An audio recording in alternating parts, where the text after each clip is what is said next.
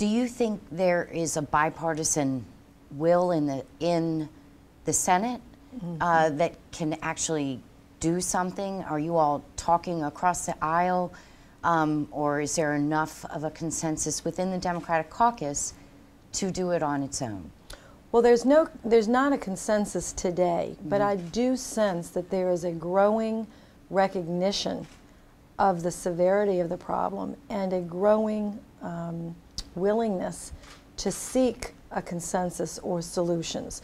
We're not there yet, but people are really examining these numbers and coming to the realization that just cutting a few, $1 billion here and $1 billion there is not going to get us where we need to go. So again, it's got to be a focus on some structural changes to probably both Social Security and Medicare and Medicaid potentially, as well as some annual reductions in spending and an increase in revenues. And the specifics of that have not yet been worked out, but I think the opening for really looking at our tax code and seeing how we could streamline it, simplify it, and potentially raise more revenues in a fair way. I think people are outraged that there are corporations that don't potentially pay any tax. I think they want to get rid of the tax havens.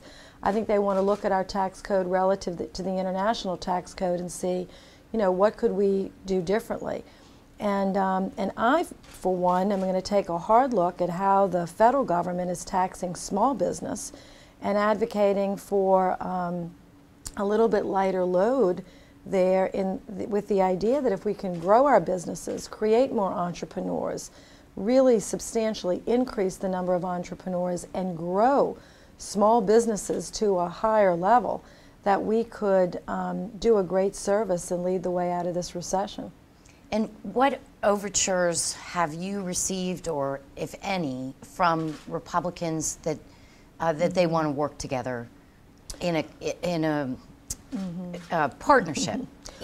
Well, as I said, it's a little premature for that now, but I've been in several meetings where the attendance has been quite robust from both the Democratic side and the Republican side, listening to economists, understanding the magnitude of the gap that we're facing. And I hear, picking up conversations here and there among senators that they recognize that this is just not going to be able to be dealt with a two-year freeze of federal workers or 5-year freeze of federal workers or $1 billion here and $1 billion there. It's got to be a real structural change in long-term, federal outlays as well as on the revenue side.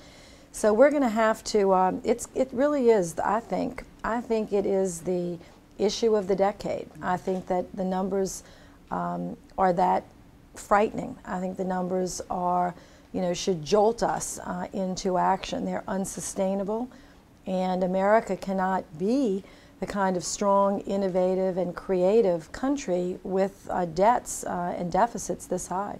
Who are some of the economists that you all have heard from? Who are the people who've appeared before bipartisan? Well, a broad range. It's a broad range, and what I like about it is they're liberal, they're conservative, they're moderate, middle of the road from some of the larger firms, some of the mid-sized firms. There was a firm out of Texas, which a lot of people haven't heard of. It's not Goldman Sachs. It's not big Wall Street name firm, but we're hearing from a lot of different people. But the interesting thing is, no matter which side is presenting, they get to the same conclusion. The deficit is too high, the annual deficit. It's unsustainable at a $1.2 trillion level. Something has to be done in the long-term programs of Social Security, Medicare particularly. And we've got to cut some annual spending, but also look at the revenue side. Again, the situation we find ourselves in was not driven by the health care bill or by the spending to respond to the greatest recession since the Great Depression. Contrary to popular myth, this gap was created primarily by the Bush tax cuts, and number two, the wars in Afghanistan and the economic downturn together represent about 85% to 90% of the gap.